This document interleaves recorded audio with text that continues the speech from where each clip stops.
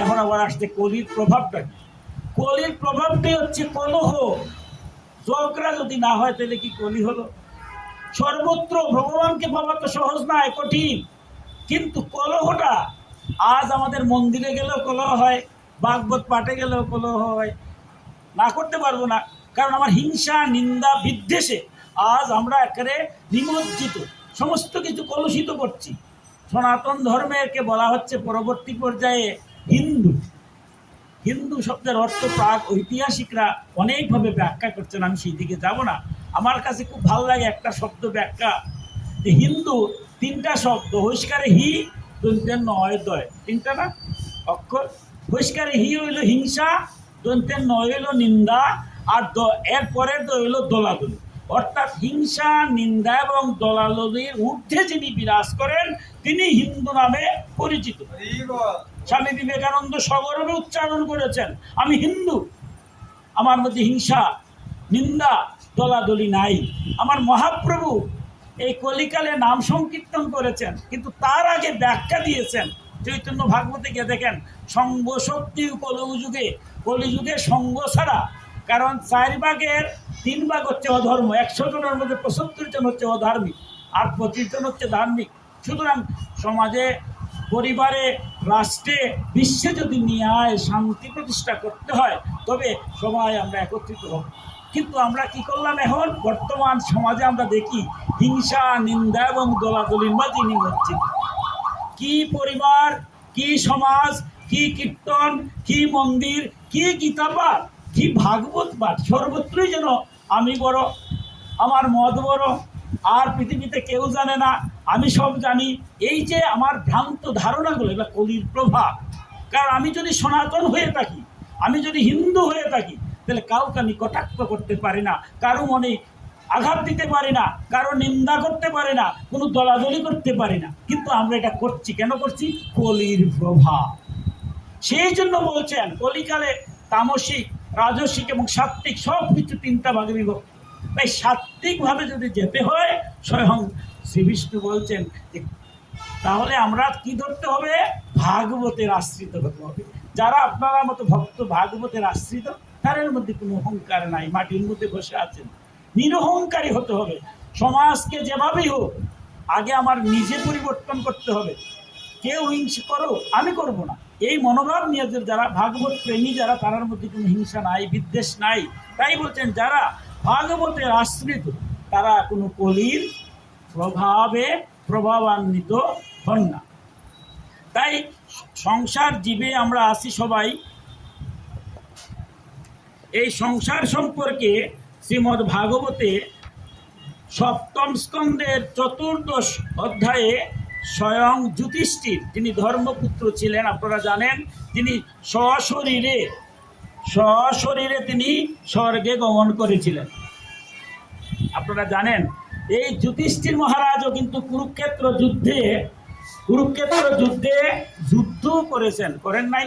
প্রয়োজন যখন ছিল, আমরা যারা সংসার জীব আছি, যেখানে অন্যায় দেখবো তার প্রতিবাদ করবো না? যুধিষ্ঠির কি করেন নাই?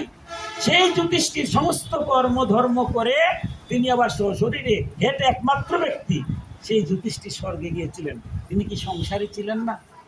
আজ সেই ভাগবতে সেই যুধিষ্ঠির স্বয়ং নারদ মুনিকে প্রশ্ন করছেন, কি মধুর প্রশ্ন! কি বলছেন? যুধিষ্ঠিরোবাচ গৃহস্থ এতম পদবিং বিধিনা যেনৌচ আজ্জুষা জাতি দেব ঋষে ব্রূহি মাগৃশ গৃহমৃদি।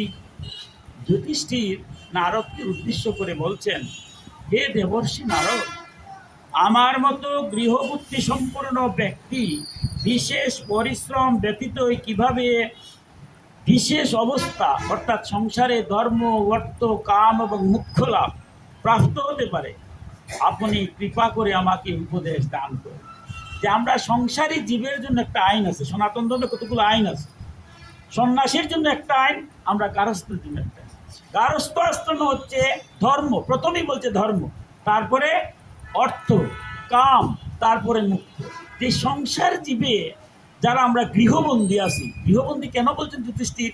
সংসারটা তো সোজা না, সহজ। আমার মতো ওদের প্রতিনিয়তই ঝগড়া বিবাদ, ঘুম থেকে উঠে পিতায় পুত্রে ঝগড়া, স্বামী স্ত্রী ঝগড়া, শাশুড়ি বউয়ে ঝগড়া। একটু যদি ঘর থেকে বাইর হলাম তাইলে পাড়া প্রতিবেশীর মধ্যে ঝগড়া বিবাদ, নিন্দা, সমাজে নিন্দা, দেশে নিন্দা, বিশ্ব নিন্দা, বিশ্ব অসন্তোষ, অশান্তির দাবান হলে কিন্তু আমরা পুচ্ছি। আপনারা যারা ভক্ত আপনারা শুধু আনন্দের মধ্যে আছেন। তাই যুধিষ্ঠিরের মতো ব্যক্তি বলছেন যে সংসারও তো সহজ নয়, কঠিন একটা জায়গা, এখানে শান্তি পাওয়াটা তো কঠিন। তাহলে গৃহস্থ আশ্রমের থেকে আবার ধর্ম হবে, অর্থ থাকবে, কারণ অর্থ যদি না থাকে, এই যে আমরা আজকে এখানে অনুষ্ঠান করছি, যদি ভক্তরা মন্দিরটা দিতেন না তাইলে কি আমরা পারতাম?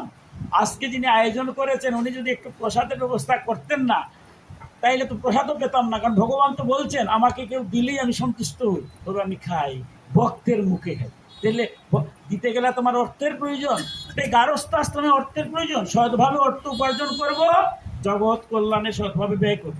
যুধিষ্ঠিরের প্রশ্ন হচ্ছে ধর্ম খাবার ঠিক রাখবো, সৎভাবে অর্থ উপার্জন করব, সৎভাবে অর্থ ব্যয় করব, আবার কামও দরকার। আমাদের পরবর্তী বংশধর যদি আসে, আজকে আমি সংসারে আসছি, আমার বাবা যদি সংসারী না হতেন, মা যদি সংসারী না হতেন, আমরা যারা এখানে উপস্থিত আছি, আমরা যত বড় জ্ঞানী হই, ভক্ত হই, সন্ন্যাসী হই, অথবা যত বড় আমরা ব্রহ্মচারী হই, যদি মা বাবায় জন্ম না দিতেন তাইলে কি আমরা এই সংসারে আসতে পারতাম? তাহলে সংসার ধর্মটাকে শ্রেষ্ঠ নয়?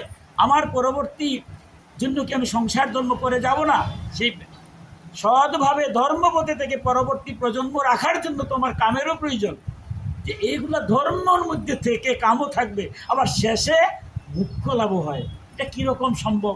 আপনি কৃপা করে এই তত্ত্বকথাগুলো আমাকে ব্যাখ্যা করুন। এবার নারদমুনি যুধিষ্ঠিরকে লক্ষ্য করে বলছেন, নারদোবাচ গৃহস্থবস্থিত রাজন ক্রিয়া কুর্বন গৃহোচিতা বাসুদেবার্পণম সাক্ষাৎ উপাসিত মহামুনিম। নারদ বললেন, যুধিষ্ঠির, মনুষ্য গৃহস্থাশ্রমে থেকে গৃহস্থ ধর্মকে অনুসরণ করে সমস্ত রকম কর্তব্য কর্ম সম্পূর্ণ করলেও সকল কর্মই ভগবানে সমর্পণ করা বিধেয়। বলছেন যুধিষ্ঠির, এই সংসারে আসলে পরে সংসারে কিছু ধর্ম আছে। পিতার প্রতি কর্তব্য, মায়ের প্রতি কর্তব্য, আমরা পিতামাতা যারা হয়েছি সন্তানের প্রতি দায়িত্ব আছে। শুধু জন্ম দিলেই হবে না, যদি সেটা কুসন্তান হয় এর জন্য কি আমি দায়ী নয়? তাই সন্তানের প্রতি দায়িত্ব আছে। স্বামীর সেবা করতে হবে। আমি ধর্ম যাই করি, যদি স্বামীর সেবা করি না তাহলে এটা আমার গৃহস্থ আশ্রমের ধর্ম হয় না। আমি সারা এমনকি সনাতন ধর্মে কতগুলো নিয়ম যে রেখে গেছে, আমি স্বামী স্ত্রীর প্রতি আমার দায়িত্ব আছে, যদি দায়িত্ব পালন করি না, যত ধর্ম করি সংসার ধর্ম হয় না। তাই সবার প্রতি, পিতা মাতা সন্তান স্ত্রী স্বামী সমাজ জগতের সবার প্রতি কিছু কর্তব্য কর্ম আছে। আমরা বলছেন সমস্ত কর্তব্য কর্মগুলাই করতে হবে, বাদ দেওয়া যাবে না। আমি সংসারে যে কোনো কাজ, সংসারের কাজ থেকে বাদ দেওয়া যাবে না।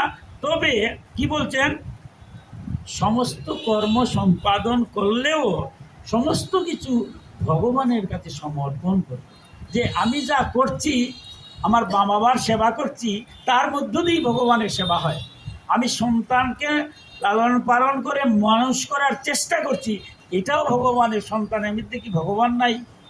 স্বামী কিংবা স্ত্রী আমরা যারাই থাকি, বিভিন্ন পরিচয়ে থাকি, সমাজে বিভিন্ন মানুষ থাকি, বিভিন্ন জীব থাকি, সবাই তো পরমাত্মার অংশ। সুতরাং যার সেবা আপনি করছেন, আপনি কি ভগবানের সেবা করছেন না? সবার মধ্যে তো ভগবান আছেন। যত্র জীব তত্র শিব। সবার মধ্যে যদি ভগবান থাকেন, তাহলে আপনি আমার মা বাবার সেবা, সন্তানের সেবা, সমাজের সেবা চিন্তা না করে তার মধ্যে যিনি অবস্থান করছেন সেই কথাটা চিন্তা করুন। আপনি কারো উপকার করছেন, উনি আপনার উপকার করতেই পারেন। এই চিন্তা করে তো আপনার উপকার করছেন না যে আমি উনার উপকার করব, উনার প্রতি আমি দায়িত্ব পালন করবো, উনি আমার প্রতি করবে, এই চিন্তা নিষ্কামভাবে এটা আমার কর্তব্য, এটা আমার দায়িত্ব, কারণ তার মধ্যে ভগবান আছে। তবে আমি আমার যে অবস্থান থেকে আসি, আমার অবস্থান থেকে যেন আমি চ্যুত না হই। তাই বলতে সমস্ত কর্ম ঈশ্বরের ভেবে, সমস্ত কর্মটা ঈশ্বর আমার প্রতি দায়িত্ব দিচ্ছেন, সেই ঈশ্বরের ভেবে যারা সত্যিকার অর্থে গারস্থ আশ্রমে তারা সব কর্ম করে। সুতরাং সেই কর্ম থেকে যদি তার রিটার্ন নাও আসে, ফিরত